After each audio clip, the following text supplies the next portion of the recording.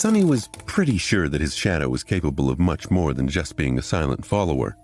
After all, the spell had described it as being an invaluable helper. It was now up to him to find out how exactly shadow control could be of help.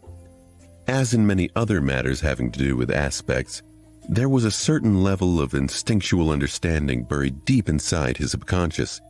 This understanding was either given to him by the spell or was something innate to every awakened.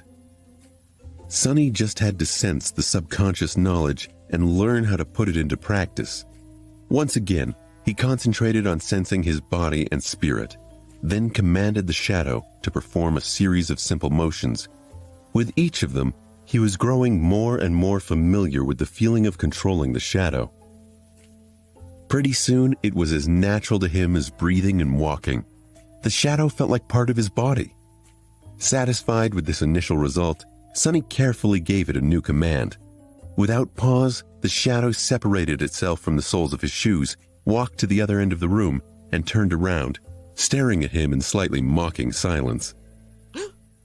Sunny was left without a shadow. He smiled in amusement. This seems scientifically impossible. Science never really applied to anything having to do with the spell, after all. As the shadow walked away, he felt a very weird split happening in his mind. It was like his perception had separated into two distinct sources. One was his body, the other, his shadow. With a bit of trying, he managed to focus on the second source. Instantly, his vision blurred. "Whoa!" the shadow heard from the other end of the room. Sunny blinked.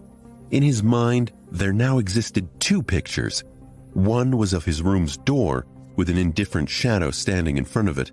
The other was of a pale young man sitting on a chair, wide-eyed and bewildered.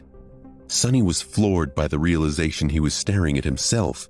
He raised an arm and waved it in the air. Simultaneously, the pale young man raised and waved his.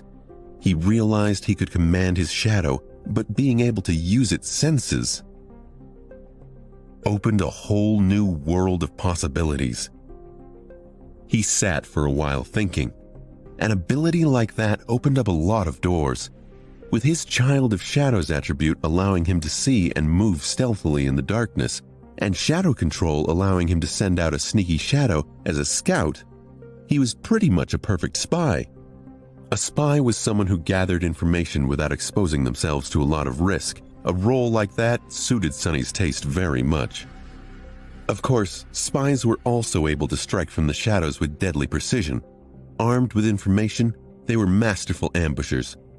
With the prior knowledge of the opponent's weakness, their attacks were surgical and lethal. But any direct confrontation would mean putting himself in danger, so Sunny wasn't very keen on becoming an assassin. After all, his aspect still lacked the means of directly enhancing his combat performance. Sunny mused, "Shall we test it?" He looked at the shadow and gave it a command. With an exaggerated sigh, the shadow bent down and nimbly slid under the door. Instantly, he could see both the room and the hallway outside. Sunny closed his eyes to focus on the picture projected from the shadow. Moving stealthily from one shadow to another, it glided down the hallway. With a bit of timing and consideration, his scout was practically invisible. Sunny passed by a couple of sleepers and listened in on their conversation. Not finding it very interesting, he continued forward. Finally, the shadow stopped at a corner. To its left were the elevators, to its right, the way to the girls' dormitory. All sorts of provocative images immediately entered Sunny's head. He blushed. Oh my. With this ability, it was very easy to fall into utter depravity, but he would never violate others in that way. Sunny directed his scout to hide in the shadow of a passing sleeper and followed him to the elevators. Sunny continued to order his shadow around the winding corridors of the academy. He wasn't looking for anything in particular, really just practicing his ability. This wandering brought his shadow into a large dojo. Here he observed his fellow sleepers who, under the guidance of Instructor Rock, were going through the motions of the introductory combat class. Today was mainly dedicated to testing their general competency and abilities. going to be separated into groups based on their level, such as novice, advanced, or expert, as well as their weapon of choice. Some would be assigned a personal tutor or paired together. Currently, sleepers were taking turns delivering their strongest punches to a wide plate attached to a special measuring machine. After each strike, the machine would display a number corresponding to the sleeper's physical strength. In theory, a machine like that was not hard to build.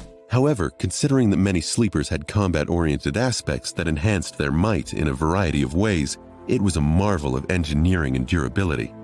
Their technique and training also affected the final result. Most people were getting numbers ranging from 10 to 14. It was considered a good result, something that only the most athletic people could reach. However, a lot of sleepers, obviously those with enhancing aspects, were able to achieve a score of 15 or even 16. Sonny considered how he'd perform if he did take combat classes. I would probably get 10 or 11. Then he suddenly perked up, noticing that it was his turn for Nephis, the highest-ranked sleeper of their batch, to strike the plate. The slender girl approached the machine and, without much preparation, delivered a sudden, crushing blow.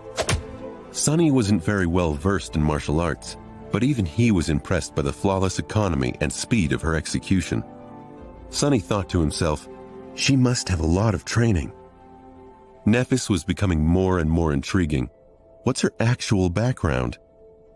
After a short pause, the machine displayed the result, 16. Sonny felt a bit disappointed. He was expecting something a bit higher. She was the proud bearer of a true name, after all. After that, only Castor remained. This time, Sonny couldn't even see the flying fist. It was just too fast. The machine trembled and took more time to calculate. Finally, two numbers appeared. Castor scored a 21. Everyone gaped at the display, stunned. More than a few admiring looks were thrown at Castor, who simply bowed and took a step back. Instructor Rock smiled. Not bad. Now we will move to sparring and evaluate your general level of training. I need 2 volunteers to begin. Nephis was the first to step forward and walk to the center of the ring. A couple of seconds later, a tall and extremely muscular sleeper followed and faced her. Awakened Rock stood between them. The rules are simple. Make your opponent's back touch the floor or throw them out of the ring. Use whatever abilities and techniques you find appropriate. In his room, Sonny was on the edge of his seat. Oh, the show is starting! Watching sleepers fight each other was not only entertaining, but could also provide Sonny with knowledge of their powers. Back in the room, he leaned forward and rested his chin on his palms. Go, Nephis! The tall guy attacked without wasting any time. His muscles bulged, threatening to tear the soft fabric of his white dobok. He advanced like an unstoppable mountain, sending a vicious kick flying. A second later, he was laying on the floor with a dumbstruck look on his face. Nephis didn't even change her stance. Instructor Rock gave her a cheerful look and grinned. Next. What followed could only be described as a massacre. One after another, Nephis managed to defeat almost every single sleeper present in the dojo. She didn't seem to be faster or stronger than them, but each time someone entered the ring to fight her, they would inevitably end up beaten and thrown to the ground. Sonny watched the process with a growing sense of amusement. However, at some point, even he felt a bit of unease. Nephis moved with the calm precision of a battle machine. Her technique was clean, graceful, and ruthless. No matter what type of attack was thrown at her, she was able to either predict or instantly react to it, then deflect and turn it against the attacker with the minimum amount of effort. It didn't matter whether her opponent was poor, rich, or a legacy. Everyone would end up dealt with in a matter of seconds. What's more, throughout the whole process, the composed expression on her face didn't even change once. It was like Nephis was made out of metal. Sonny found himself suddenly apprehensive. Is she even human? What was he going to do if this changing star were to end up as his enemy? The best course of action would be to run away, or better yet, try not to antagonize her to begin with. After all, the sun was also a star, and shadows didn't mix well with sunlight. Finally, Castor was the last one remaining, once again. However, he didn't seem to be perturbed by the miserable failure of every other sleeper. With a soft smile on his lips, the young man stepped into the ring. Castor and Nephis faced each other. Their eyes locked for a few seconds, and then Castor slightly bowed. "Lady Nephis, please excuse me in advance." Sunny leaned forward. What is he going to? Sunny's eyes snapped open in total and utter shock.